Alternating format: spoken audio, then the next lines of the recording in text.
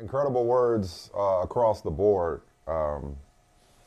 Incredible sound right there. What a week. And I'll admit, Michael, I'm still processing it. You guys have done a great job on your show of appropriately articulating the emotions around this entire Damar Hamlin situation. I'm a little nervous, to be honest with you, man. So first of all, Damar, of course, spoke to the breathing tube is out. Spoke to his team today virtually, and that's great. You know, that was just phenomenal. So it's like this such an awful start to this week. The news just keeps getting better and better. You guys discussed, of course, yesterday his did we win question when he woke up, and the doctor saying yes, he won the game of life. His recovery, everything's looking promising. Again, still some progress to be made, but it looks very promising from where we started. And so now we're a couple of days from football resuming, from the games going on. Bills-Bengals has been canceled. We'll get more into that fallout in a second. But I wonder, man, just now that we're here on this Friday with all this good news and we're about to kick off Week 18, how do you feel? It feels soon. I don't have a proposed alternative in terms of, hey, we should cancel this week's games because eventually they're going to play football again. Let me just indulge me for a moment. Go ahead, because I want you to, and really, as I indulge you, I want you to follow up, elaborate on the statement that you said you're a little nervous. I'm curious about that. Go ahead and share. I'm sorry. I'll elaborate on that first, and then I'll just kind of share, I guess, what I've been kind of thinking these last few days or trying to process the last few days. Nervous just because it's like I just don't know how I'm gonna feel watching it. The most important thing, let me say this, is Damar's health. That at this point it should go without saying, but I think we do need to reinforce that. The most important thing is his health and his full recovery. But as time has gone on these last few days and his health has improved, it feels more okay than initially was to think and talk about football. And so now that we're about to start playing football again, I'm just like, how am I going to feel? How are we going to feel watching these games, let alone how are these players going to feel performing in these games? I mean, look, this is their job. And we know you got to be wired differently to do this to begin with, okay? They take these risks. They sign up for these risks. They know the inherent risks that they're taking on their physical health, their mental health, short and long term, and they do it anyway, and they love it, and they're compensated for it. They make this choice. So I understand, even though I couldn't do it, I understand how they're going to go out, be able to go out and perform because they do it all the time. People get carted off or stretch it off all the time, and the game keeps going. But this hit differently, no pun intended. This hit differently. So I'm interested and anxious to see how the players perform so soon after this catastrophic incident. I'm also interested in how I'm going to feel just watching football. Like you and I have watched countless hours of football. I talked about football for countless hours over the years. I think it's going to feel different watching these games post Damar Hamlin. And lastly, at the risk of rambling, I'll stop in saying this last thing. It's just fascinating that this cardiac arrest was the thing that shook everybody up. Whereas I was in Cincinnati week 4 when Tua Tagovailoa assumed the fencing position when he suffered what we think was a second concussion. Okay? Either his first of the season or second out of 3 this season. And how awful that scene was. That game continued, and the games went on. There have been so many instances of either players suffering brain trauma or developing CTE, and later in life, tragically taking their own lives, whether it's Junior Seau or Dave Duerson. Or just maybe people not coming close to death on the field, but their lifestyles or the quality of life being destroyed as a result of playing football. This is not some sermon about how bad football is. I love football. I still love football. I will always love football. I'm not anti-football. You know, I'm the parent in the house that at least is entertaining the conversation with my son, or was entertaining the conversation with my son. My wife has always been a hard no about Mason playing football. Like, hell no. Absolutely not. Right. So I'm not anti-football in any way, and I've not become anti-football. I'm just saying maybe the word is conflict, and it's just interesting that Damar Hamlin went to a place having to have CPR administered, went to a place that's not all that far beyond what we've seen other players either suffer in the short or the long term. Like, this game breaks bodies. It destroys minds.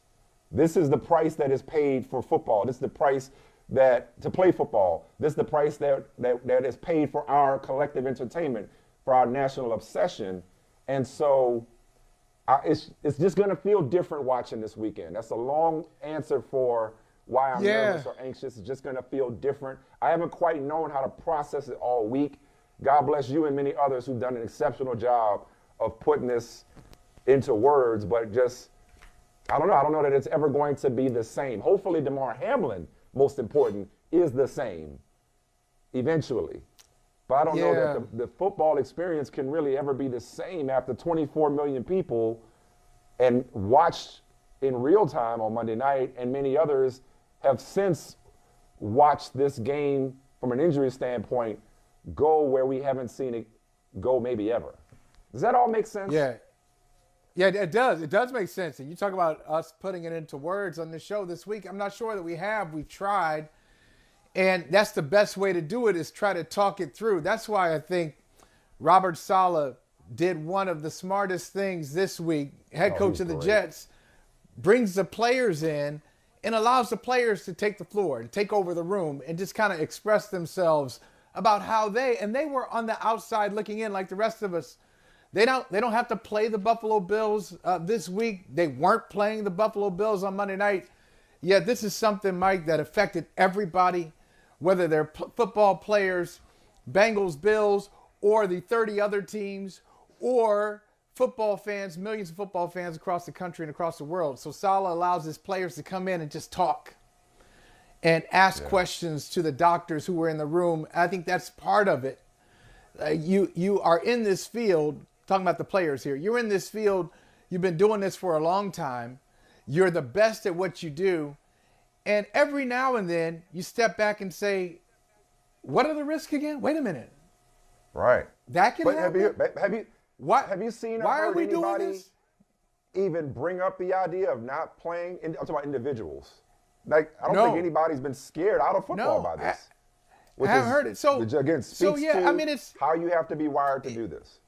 Yeah, it's hard to really conceptualize. I used to say to myself all the time, like, okay, just like these silly conversations before this happened.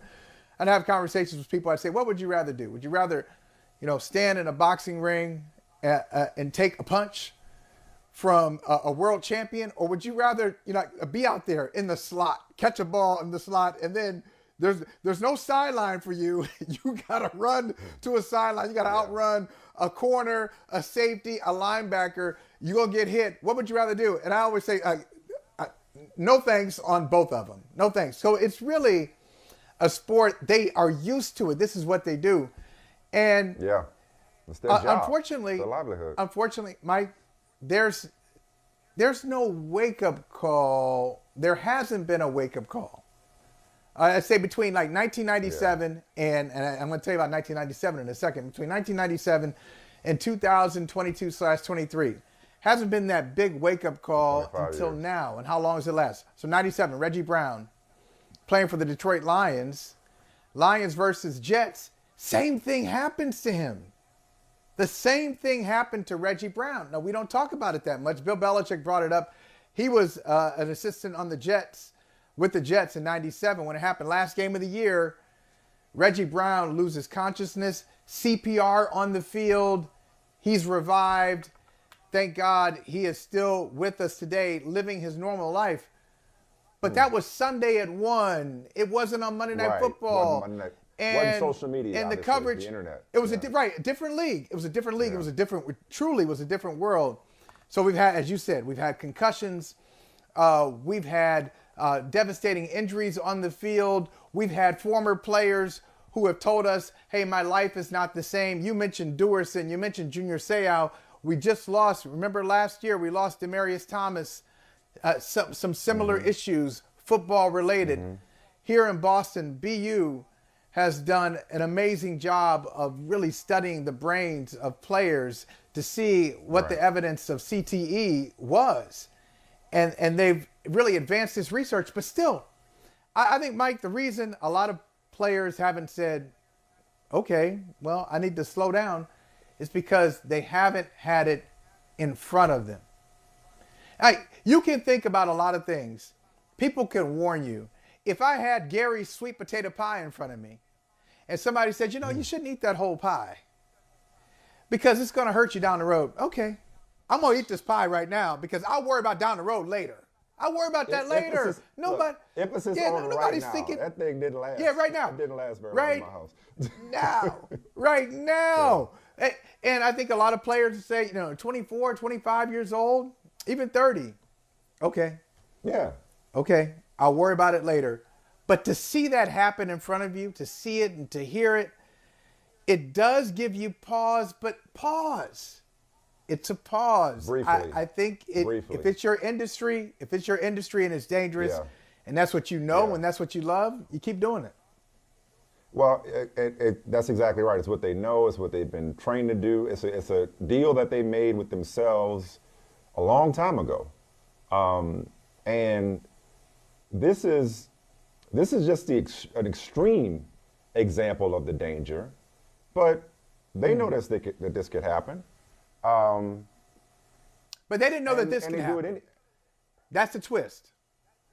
Well, I think there needs to. I'll bet a lot of players are saying, "Well, wait a minute, whoa, what happened?" Well, but okay, what happened? All right, but yes, this could happen, but this is such a rare situation. You know what I mean? Like this isn't your everyday garden variety injury. We haven't, seen it exactly play out like this, where somebody just collapses from cardiac arrest. I mean, but again, the defensive position or somebody being knocked out cold is fine, or somebody going on and struggling with the rest of their lives is fine, because that comes with this particular territory. So, what you about to say something? Well, no, I was just going to say, though, but you're right. You're right. But there was a point where we weren't fine with that. Like, it's almost... there was a point where we thought that concussions were going to kill the game. How long have you been predicting the demise of professional football because of head trauma? And that never came I'm to with pass. you. Mike, I am with you all the way that, I'm not anti-football, love the game. It's almost like, where will my love pause? Because it hasn't.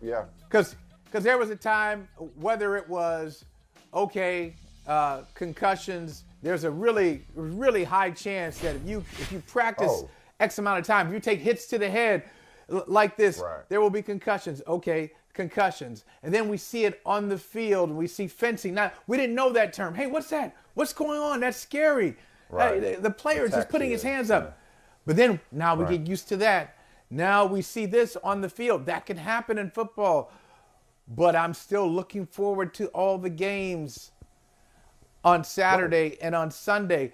So is there anything that will make me pause my love for football? And it's not injury related, but I just want to point out there have been some moments, there have been times where I've said about football, they truly don't care about social justice. They don't care about quality and that's fairness. where I thought you were going. All the reasons and I still that they've given you to quit them. They're giving you a lot of reasons. The NFL is giving you a lot of reasons to quit them. Yes. And there's some folks who really stepped away. A lot of people have They stepped away. Yes. That's right. Colin Kaepernick, domestic violence, whatever, sexual assault, whatever the issue, institutional racism. There's a lot of people that have quit football just for its systemic issues, let alone the inherent violence. Again, this isn't a sermon, to borrow the phrase from the word from your feed item.